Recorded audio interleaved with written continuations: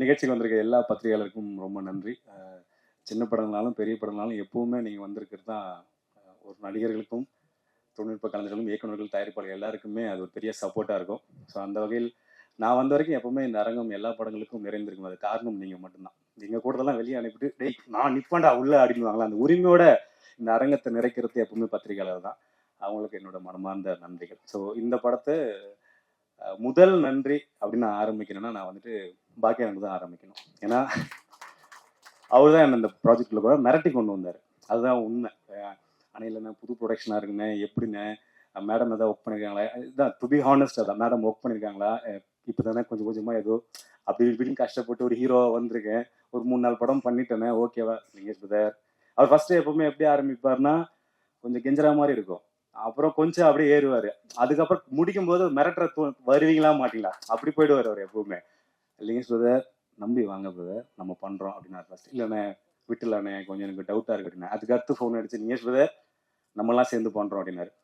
இல்லைண்ணே எனக்கு கொஞ்சம் தயக்கமாக இருக்கு லிங்கேஷ் பிரதர் மேடம்காக நம்மளாம் சேர்ந்து பண்ணுறோம், அவ்வளோதான் முடிஞ்சிருச்சு. அண்ணா ஏண்ணே நீங்கள் சரி ஓகேண்ணே வரலாண்ணே அப்படின்னு சொல்லிட்டு வந்தாச்சு. அதே தான் இப்போ இந்த நிகழ்ச்சிக்கும் வே டு ஷூட்டு ரிஹர்சலு டயட்டு அப்படின்ற ஷூட் போயிட்டே இருக்கிறதுனால அண்ணா இப்போ இந்த டேட் சொல்லுமா நிகழ்ச்சிக்கு கொஞ்சம் யோசிச்சுட்டே இருக்கேண்ணா எப்படின்னா வர முடியுமா தெரியல. லிங்கேஷ் பிரதர் பார்த்துக்குங்க, அடுத்து எம்எல்ஏ ஆக போகிறேன், பின்ன அப்புறம் பின்ன பிரச்சனை ஆகிடும், ஒழுங்காக வந்துருக்கேன் மிரட்டினார். ரொம்ப அன்பான ஒரு அண்ணன், நான் என்னுடைய வளர்ச்சியை ரொம்ப எதிர்பார்க்குற அண்ணன். அவர் தான் இந்த ப்ராஜெக்டுக்குள்ளே என்னை கொண்டு வந்தார். அதுக்கப்புறம் ரொம்ப முக்கியமாக முத்து பிரதர், டைரக்ஷன் டீமில் முத்து பிரதர், அவர் தான் என்கிட்ட வந்து முத்து பிரதர் எங்கே இருக்கீங்க வாங்க மேலே வாங்க, நீங்கள் மேலையில் இருக்கணும். ஆக்சுவலாக முத்து பிரதர் தான் என்கிட்ட ஃபஸ்ட்டு இந்த படத்தோட கதையை சொன்னார். செம்ம சூப்பராக சொன்னார். ஆக்சுவலாக ரொம்ப அழகாக சொன்னார். முதல் 15-20 நாட்கள் நாங்கள் எல்லாம் ஒன்றா சேர்ந்து ஒர்க் பண்ணோம். அதுக்கடுத்து டைரக்ஷன் டீமில் எல்லாருமே மேடம்க்கு பெரிய சப்போர்ட் பண்ணாங்க. கிருஷ்ணா பிரதர் சப்போர்ட் பண்ணார், அப்புறம் சவுந்தர் சார் சப்போர்ட் பண்ணார். ஸோ எல்லாருமே ஒரு டீமாக மேடம் கூட நின்னது வந்துட்டு மேடம்க்கு ஒரு பெரிய பலமாக இருந்துச்சு. மேடம் பற்றி சொல்லணும், அங்கேருந்து நான் ஆரம்பிச்சிடறேன். மேடம் பற்றி மேடம் தான் தயாரிப்பாளர். அவங்க வந்து என்னென்னா லிங்கம் தான் கூப்பிடுவாங்க, அவங்க லிங்கேஷன் கூப்பிடுவோம். இல்லைங்க எனக்கு வந்து பெருசாக கதை சொல்ல தெரியாது இல்லைங்க, நீங்கள் முத்து பிரதர்கிட்ட கேட்டுங்க, ஆனால் ஸ்பாட்டில் நான் இருப்பேன், நான் சொல்கிறத மட்டும் நீங்கள் எனக்கு நான் சொல்கிறத நீங்கள் பண்ணால் போதும் அப்படின்வாங்க. சரிங்க மேடம் ஓகே நான் ரெடி ஆகிடுவேன். ரொமான்ஸ் சீன்லாம் வரும், அதான் ரொம்ப கஷ்டமாக இருந்துச்சு. ஒரு ஹீரோக்கான ரொம்ப கஷ்டமானது என்னென்னா 2 விஷயம் இந்த படத்தில் இருந்துச்சு. டான்ஸு ஆடல் வரல அப்படின்னா ஓகே, இல்லை ஸ்டண்ட்டு வரலனோட ஓகே, ரொமான்ஸ் சீன் இருக்கும். நம்மளுக்கு ஏற்கனவே அதெல்லாம் இப்போ தான் நடிச்சுட்டு வர ஹீரோவாக நடிக்கிறதுனால நமக்கு அதில் பெரிய பழக்கம்லாம் கிடையாது. ஆக்ஷன் பண்ணுறான்னா 6 அடியிலேருந்து 60 அடியிலேருந்து குடிச்சிடலாம், அது பிரச்சனை இல்லை எனக்கு. கிட்டத்தட்ட நானும் லியா இன்னைக்கு நிகழ்ச்சிக்கு வர முடியல, ஒண்டர்ஃபுல் ஆக்டர். ஆக்சுவலி இந்த படத்தில் ஒரு பெரிய சப்போர்ட் பண்ணாங்க லியா, பிரிட்டிஷ் ஆக்டர்ஸ். அவங்க லியாவுக்கு எனக்கும் ரொம்ப நெருக்கமான காட்சிகள்லாம் இருக்கும்போது சரி அப்போதான் மூடில் செட் பண்ணிட்டு கிட்டத்தட்ட அப்போதான் நெருங்குவேன். லிங்கான்னுவாங்க, சொல்லுங்க மேடம், அப்படி இல்லைங்க இன்னும் கொஞ்சம் ஏன் அலைஞ்சிக்கிட்டு ஓடுறான்னுவாங்க. சரிங்க மேடம் வெள்ளை காய்ச்சி கொடுத்தோன்னே ஏன்பா, இல்லை இல்லை மேடம் சத்தியமா அப்பெல்லாம் இல்லை மேடம் நான் ரெடி ஆகிட்டு இருந்தேன் அப்படின்னு நான். சரிங்க மேடம் ஓகே இப்போ அடுத்த டைம் பாருங்க எப்படி பண்ணுறேன் அப்படின்னு. அடுத்து ரெடி ஆகிட்டு ஆல்மோஸ்ட் லியா ரெடி ஆகிடும், நானும் ரெடி ஆகிட்டு அப்படியே இருக்கும்போது பார்த்தா டோனி உள்ள வருவார். பிரதர் அப்படின்னு, பிரதர் இன்னொரு இப்போ தானே ரெடி ஆன அப்படின்னுவேன். அதுக்கப்புறம் ஆல்மோஸ்ட் அவங்க என்ன பண்ணுவாங்க, நீங்கள் ஓரம் வாங்க அப்படின்னு சொல்லிட்டு நடிச்சு காட்டுவாங்க. டக்குன்னு இப்படி தான் பண்ணணும்னு நடிச்சே காட்டிடுவாங்க. நம்மளுக்கு அது ரொம்ப ஈஸியாக இருக்கும். இவ்வளோ தானே மேடம் வேணும், இதை நான் சூப்பராக பண்ணுவேன் மேடம் அப்படின்னு சொல்லிட்டு உடனே பண்ணுவோம்.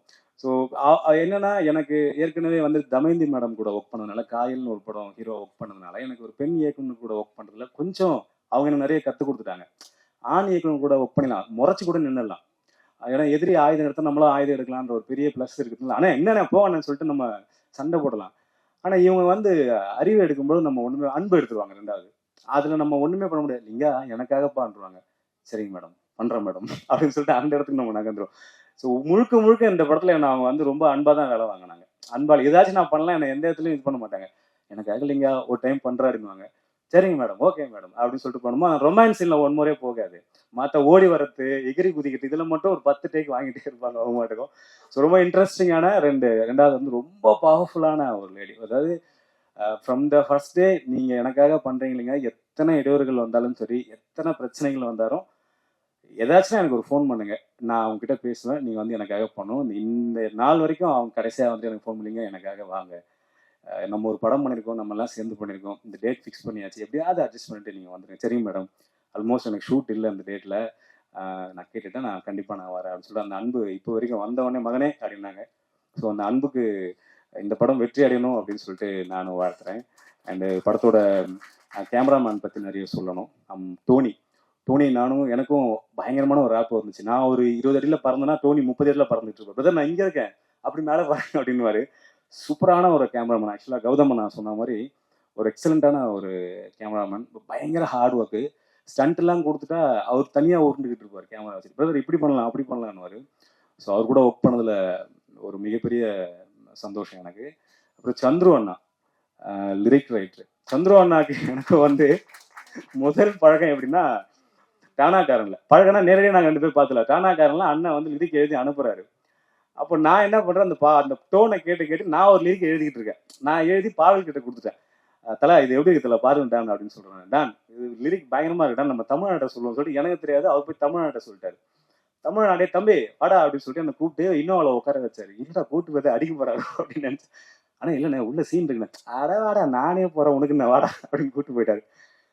போனா ஏடா தம்பி ஏதோ பாட்டு எழுதி வச்சிருக்காங்க காத்தாடினாரு. ஏதாவது நான் சும்மா அப்படி எழுதுனேன். உடனே சந்திரன் ஃபோன் பண்ணி கொடுத்துட்டாரு. யாருன்னு இவர் தான் லிரிக் ரைட்டர். ஐயோ வம்பா. ஆனா நான் சும்மா விளையாட்டா எழுதுனேன். இது நல்லா இருக்கு, நான் ஒரு 2-3 வரிகள் எழுதிருக்கேன், அதையும் நீங்க பாருங்கன்னு சொல்லிட்டு அண்ணன் ஒன்று அனுப்பியிருந்தாரு. ஆனா எந்த வீடு இது ரொம்ப நல்லா இருக்குன்னு அப்படியே அதோட அமைதியா ஒதுக்கிட்டேன். அப்புறம் பார்த்தா என் படத்துக்கு அவர் பாட்டு எழுதுறாருன்னு அது ஒரு சூப்பரான விஷயம். ரொம்ப நன்றிண்ணா. எல்லாம் செம சூப்பரான பாடல்கள் இல்லை. அவர் இன்னைக்கு சிறப்பு இருந்தால் கில்ட்டில் இருந்து அண்ணன்கள் வந்திருக்காங்க. ரொம்ப நன்றிண்ணா நிகழ்ச்சிக்கு வந்ததுக்கு. அடுத்து எங்கள் அண்ணன்களை பற்றி நான் ஆரம்பிக்கணும். தமிழண்ணா உண்மையாக சொல்ல போனால் இந்த நிகழ்ச்சிக்கு எங்கள் அண்ணன்லாம் வருவாங்கன்னு எனக்கு தெரியாது. என் பாக்கிய அண்ணன் வந்துட்டு வருவாங்க அப்படின்னாரு. உண்மையாலுமே அவங்க வருவாங்கன்னா என் மேலே இவ்வளோ பாசமாக இருக்காங்கன்னும் போது எனக்கு ரொம்ப அதை எப்படி வெளியே காட்டுறதுன்னு எனக்கு தெரியல. அவ்வளோ ஒரு சந்தோஷமான விஷயம். தமிழனா வந்து பழக்கத்துக்கு முன்னே நான் டானாக்காரனில் லாஸ்ட் மினிட் தான் நான் கம்மிட் ஆனேன். ராமு ஐயா தான் வந்துட்டு எனக்கு ஒரு 4 பக்கம் தலைவரை 4 பக்கம் டைலாகு 2 நாள் தான் 1.5 நாள் தான் போட்டிருக்கு, அடிச்சிருவீங்களா அப்படின்னாரு. தூரத்துல இருந்து தமிழன் வந்து டேய் ஐயா அவரு அடிச்சுவாயா தம்பி அடிச்சு விட அப்படின்னாரு. முடிச்சிடலாம் ஓகே. அந்த கான்ஃபிடன்ட் இருக்குல்ல அவருக்கு எங்க இருந்து என் மேல வந்துச்சுன்னு தெரியல. அவன் அடிச்சிருவான் தம்பி அடிச்சிருவான் ஒரு பிரச்சனை இல்லை அப்படின்னாரு அண்ணன். அந்த மதுரை அந்த ஸ்லாங்கோட ஒரு அழகா சொல்லுவாரு. அது வந்துட்டு ஒரு நடிகன் ஒரு இயக்குனர்கிட்ட இருந்து ஒன்று கிடைக்கல, ஒரு பாசிட்டிவான ஒரு வைப் கிடைக்கல. அவன் பண்ணிடுவான்ற ஒரு நம்பிக்கை நான் சம்பாதிச்சுன்னு நினைக்கும் போது எனக்கு பயங்கரமா ஆயிடுச்சு. டானாக்காரன் முதல் நாளே அப்படி நின்றுட்டேன். ரைட்டு நம்ம ஜாலியா என்ஜாய் பண்ணி இந்த படத்தை பண்ணலாம். அந்த அளவுக்கு முதல் நாளே எனக்கு ஒரு மிகப்பெரிய அன்பை கொடுத்துட்டு அப்புறம் ரஞ்சிதனாக்கு அடுத்து ரொம்ப நெருக்கமான ஒரு அண்ணனா தமிழன் அம்மாட்ட ரொம்ப கட்டி பிடிச்சாலே அது ஒரு இலக்கம் இருக்கும் தமிழன் கிட்ட. நான் மட்டும் இல்லை எல்லா தம்பிகளையும் சரி. டானாக்காரன் முடிச்சதுக்கு அப்புறம் தமிழனான்னு சொல்லிட்டு உயிர் ஓட ஆரம்பிச்சிருவோம். அந்த அளவுக்கு ரொம்ப அன்பா பழகக்கூடிய ஒரு எங்க அண்ணன் தமிழன் கௌதம் தோழர். ஒவ்வொரு படங்கள் பார்த்தா எனக்கு ரொம்ப மனசுக்கு பிடிச்சிருச்சுன்னா நான் என்ன பண்ணுவேன்னா நான் செல்ஃபா ரிவ்யூ போட்டுருவேன். அது எல்லா படத்துக்குள்ள சில படங்களுக்கு அது மாதிரி எனக்கு ராட்சசி பார்த்துட்டு நான் செல்ஃபா ரிவ்யூ போட்டு எஸ்ஆர் பிரபு சார் அதை ரீட்வீட் பண்ணியிருந்தாரு. அப்போதான் நான் அவர்கிட்ட பேசினேன். ரொம்ப நன்றி தோழர், எக்ஸலண்டான மூவி. நான் கவர்மெண்ட் ஸ்கூலில் படித்த பையன், எனக்கு அதோட வழிகளில் என்னால் கொஞ்சம் புரிஞ்சுக்க முடியுது. ரொம்ப சூப்பராக இருந்துச்சு தோழர்னேன். அதுக்கப்புறம் நாங்கள் கழுவத்தி முருகனும் பார்த்துட்டு தோழரை பாராட்டினேன். ஸோ அவரும் இந்த நிகழ்ச்சிக்கு வந்தது எனக்கு ரொம்ப ரொம்ப சந்தோஷம். அண்ணன் ஜேவியர் அண்ணனுக்கு என்ன பெருசாக தெரியாது, ஆனால் எனக்கு அவர் ரொம்ப நல்லாவே தெரியும். அண்ணன் டிவி யூடியூப்ல உட்காந்தாலும் நான் பார்த்துருவேன். அடி பொழந்துருவார் ஆப்போசிட்ல எதா இருந்தாலும். உட்கார்றான் அவனு அப்படின்வார் அண்ணன். அவருடைய கொள்கையும் அவருடைய பேச்சுகளும் வந்துட்டு ஆனால் ரொம்ப தேவைண்ணே. அது இந்த காலகட்டத்துக்கு ரொம்ப தேவை. நான் வேற கவர்மெண்ட் ஸ்கூல் பையன் சொல்லியிருக்கேன். மும்மொழி கொள்கையெல்லாம் போயிட்டு இருக்கு. தயவுசெய்து விட்டுறாதீங்க, விட்டு கொடுத்துறாதீங்க. முடியாதுன்னு எங்களால். நாங்கள் 2 மொழிகள் ரொம்ப கஷ்டப்பட்டோம். தமிழ் படிச்சு இங்கிலீஷ் படிக்க கொடூரமாக கஷ்டப்பட்டோம். அதில் 3வது மொழினா நாங்கள் அதனை விட்டுறாதீங்க. அடுத்து பாடல் பாடினவங்க வந்திருக்காங்க. அப்புறம் செந்தமிழ் எனக்கு ரொம்ப பிடிச்ச வில்லன் அண்ணன். ஆனால் நம்ம 2 பேர் சேர்ந்து ஒன்றா ஒர்க் பண்ணுறோம் ஒரு படம் கண்டிப்பாக. அண்டு திவ்யா சும்மா இன்ட்ரெஸ்டிங்கான ஒரு கேர்ள் அவங்க. திவ்யா ரொம்ப அந்த ஒரு ஆக்ட்ரஸ்ன்ற ஒரு எதுவுமே இருக்க ரொம்ப சிம்பிளாக ஸ்பாட்டில் வந்து எதாவது டவுட்னா என்கிட்ட கேட்பாங்க. அது ரொம்ப பிடிச்சிருந்துச்சு.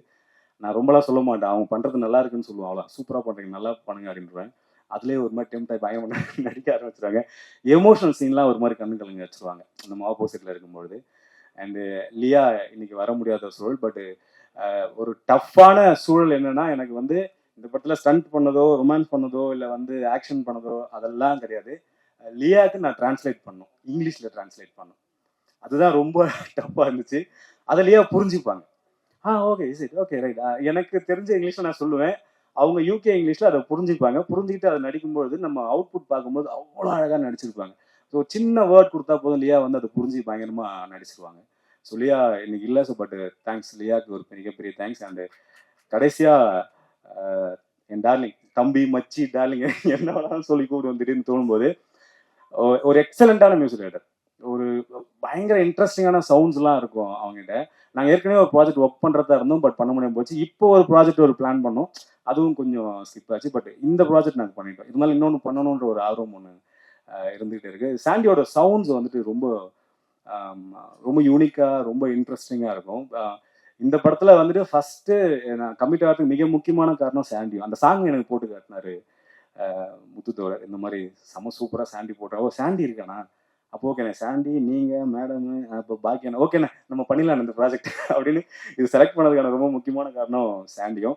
ஸோ இன்னைக்கு கதாநாயகனே சாண்டி தான். இந்த படம் முதல் படம்லாம் இல்லை, எனக்கு தெரிஞ்சு பயங்கரமான எக்ஸ்பீரியன்ஸான இது படமாக முதல்ல வருது. பட் சாண்டி ஒரு மிகப்பெரிய இடத்த அடைவான்னு எனக்கு ஒரு மிகப்பெரிய நம்பிக்கை ரொம்ப ஸ்ட்ராங்காக இருக்குது. லவ் யூ மச்சி, செமையாக கலக்கிட்டு விடாத. நிகழ்ச்சிக்கு வந்த எல்லாருக்கும் ரொம்ப நன்றி. அப்புறம் சிறப்பு விருந்தினர்கள் எல்லாருக்கும் ரொம்ப நன்றி. ராமு ஐயா என்ன ஒரு வெப்சீரிஸில் கூப்பிடல, அதுக்கு ஒரு கொஞ்சம் கோவமாக ஆக்சுவலாக கூப்பிட்டாரு. அப்போ டேட் எது பிரச்சனை, லுக்கு பிரச்சனையாக இருந்துச்சு. முடிவெட்ட சொன்னார் இல்லை ஐயா அப்படின்ட்டு. பட் அடுத்து நம்ம போன நிகழ்ச்சிக்கு வந்ததுக்கு ரொம்ப ரொம்ப நன்றி ஐயா. ஒரு ஸ்டண்ட் மாஸ்டர், மியூசிக் டைரக்டர், அப்புறம் வேறு யாரை சொல்லணும், எல்லாரை பற்றி சொல்கிறேன். நான் கூட நடித்த நடிகர்கள் எல்லாருக்கும் ரொம்ப ரொம்ப நன்றி. அண்ட் ரொம்ப முக்கியமாக காரைக்கால் மக்கள், இந்த படத்தை நாங்கள் ஷூட் பண்ணும்போது காரைக்காலில் இருந்த அந்த மீனவக்குடி மக்கள் வந்துட்டு அவ்வளோ சப்போர்ட் பண்ணாங்க. எங்களுக்கு ஏதாவது ப்ரொடக்ஷனில் சாப்பாடு வர லேட் ஆச்சுன்னா அவங்க வீட்டில் கூப்பிட்டு சாப்பாடு போட்டுருவாங்க. ப்ரொடக்ஷனில் இருந்த எல்லாருமே என்ன பண்ணுவாங்கன்னா ஒரு 4 மணிக்கு மீன் வாங்கி கொடுத்துட்டு 5 மணிக்கு அங்கேயே செஞ்சு சாப்பிட்டு 6 மணிக்கு ஹோட்டலுக்கு கொண்டு போயிடுவாங்க. ஸோ அவ்வளோ அன்பான மக்கள். அண்டு அந்த லோக்கல் மேனேஜர் அப்புன்னு சொல்லிட்டு ஒரு நண்பர் ஒருத்தர், அவர் ஆக்சுவலாக சம்டைம்ஸ் ஷூட்டிங் லொக்கேஷன் கிடைக்கலன்னா நான் ஃபோன் பண்ணி அவர்கிட்ட பேசுவேன். அப்போ ஷூட்டிங் பண்ணணும், இன்னைக்கு பண்ணி ஆகணும், ஒரு 2-3 லட்ச ரூபா வேஸ்ட்டாக போய்டும் அப்படின்னா அவர் உடனே இறங்கி பண்ணுவார். ஸோ இந்த டீம் மேலே அவ்வளோ அன்பாக அந்த லோக்கல் அந்த மக்களும் இருந்தாங்க, அங்கே ஒர்க் பண்ண டெக்னீஷியன்ஸ் எல்லாருமே இருந்தாங்க. அதோட அவுட்புட் தான் ஆல்மோஸ்ட் நாங்கள் நினச்ச பட்ஜெட்டில் முடிச்சோம்னு நினைக்கிறேன் மேடம். படத்தை முடிச்சிட்டோம். ஆமாம் முடிச்சு இந்த படம் வெளியீட்டு காத்திட்ருக்கு. ஸோ இன்றைக்கி எப்படி சப்போர்ட் பண்ணீங்களோ அதே போல் படம் வெளியிடனுக்கும் சப்போர்ட் பண்ணுங்கள். கண்டிப்பாக படம் எல்லாருக்கும் பிடிக்கும். வந்த எல்லாருக்கும் ரொம்ப ரொம்ப நன்றி. Thank you so much. எல்லாருக்கும் வணக்கம். நீங்கள் சந்திரசேகரன் வரும்போது பயங்கரமான கைதட்டல் இருந்துச்சு. அது பதிலாக பாக்கியாரனை ஏற்றிருந்தீங்கன்னா இந்த அரங்கமே அதிர்ந்திருக்கும். சினிமாவில் ரொம்ப முக்கியமான ஆள் பாக்யராஜன். உண்மையிலேயே நிறைய அவரை பற்றி சொல்லலாம். நான் வேலை விட்டு வந்தப்போ எனக்கு பெரிய ஒரு தூண் மாதிரி நின்று சினிமாவில் என்னெல்லாம் ட்ராவல் பண்ண வச்சாரு. இந்த மேடையில் நாங்கள்லாம் உட்காந்துக்கிறதுக்கு அவரும் ஒரு முக்கியமான காரணம். அதனால அந்த பாக்யராஜன் யாரும் நீங்கெல்லாம் பார்க்கணும்.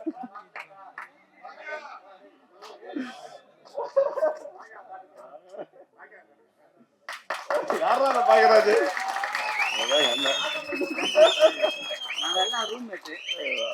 படம் சக்ஸஸ்னா பின்னாடி எவ்வளோ உழைப்பு இருக்குன்றது அது வர்றதுக்கு முன்னாடி கொஞ்சம் நீ பார்த்துருப்பீங்க. அதை நாங்களாம் பல உழைப்பு பார்த்துட்டோம். அதனால நன்றி எல்லாருக்கும். தேங்க்ஸ். நான் ராமு, கௌதம், அந்த மாதிரி நாங்கள் எல்லாரும் ரூம்மேட்டு. அப்போ யாருமே நாங்கள் டைரக்டர் கிடையாது, எல்லாருமே அசிஸ்டன்ட் டைரக்டரு. இப்போ எல்லாருமே டைரக்டராக இருக்கோம். ஒரு பெரிய எனர்ஜி எங்களுக்கு பின்னால் எப்போதுமே இருப்பார். இந்த படத்துக்கு கலந்துக்கிட்டதுக்கு ரொம்ப முக்கியமான ஒரு காரணம் இருக்குது. என்னென்னா கனாக்காரில் ஒரு பலமாக நின்றது லிங்கேஷ், ராம் சாரு, பாக்யராஜன், சந்திரசேகரன், இவங்கெல்லாம் ரொம்ப பலமாக இருந்தாங்க. எனக்கு இந்த படத்தை ரொம்ப எனக்கு நெருக்கமான படம் அப்படின்னு சொல்லலாம். ஏன்னா எனக்காக உழைத்த மனிதர்கள் எல்லாரும் சேர்ந்து இந்த படத்தை ஒரு பெரிய முயற்சி எடுத்து கொண்டு வந்திருக்காங்க. தமிழ் சினிமாவில் பெண் இயக்குநர்களோட எண்ணிக்கை ரொம்ப அறுதி குறைவாக இருக்குது. அவங்களோட எண்ணிக்கை உண்மையிலேயே ஒரு ஆண்களுக்கு நிகராக 50க்கு 50 வரணும். இன்னைக்கு பெருசா பயங்கரமா அடிச்சு நொறுக்குறாங்க. இன்னைக்கு வர்ற பெண்கள் சுதாகங்கிற படத்தை எடுத்துட்டு நீங்க எந்த ஆண் இயக்குநர்களோட பேரை போட்டாலும் பொருந்தும். ஏன்னா அப்படி ஒரு மாஸ்டர் பீஸா இன்னைக்கு ஒர்க் பண்றாங்க. அது மேடமும் வளரணும், இந்த படம் பெரிய வெற்றி பெறணும். நன்றி. எல்லாருக்கும் வணக்கம். Actually today I'm very happy to be here because it's my first audio launch function. நான் ஆக்ட் பண்ண மூவிலே என்னோட ஃபர்ஸ்ட் ஆடியோ லான்ச் இதுதான். And Jalakshmi ma'am, thank you so much for selecting me in this movie. And Rajan sir, Saundar sir, thank you for helping me throughout the movie and everything. Thanks so much guys. And that's it. Thank you.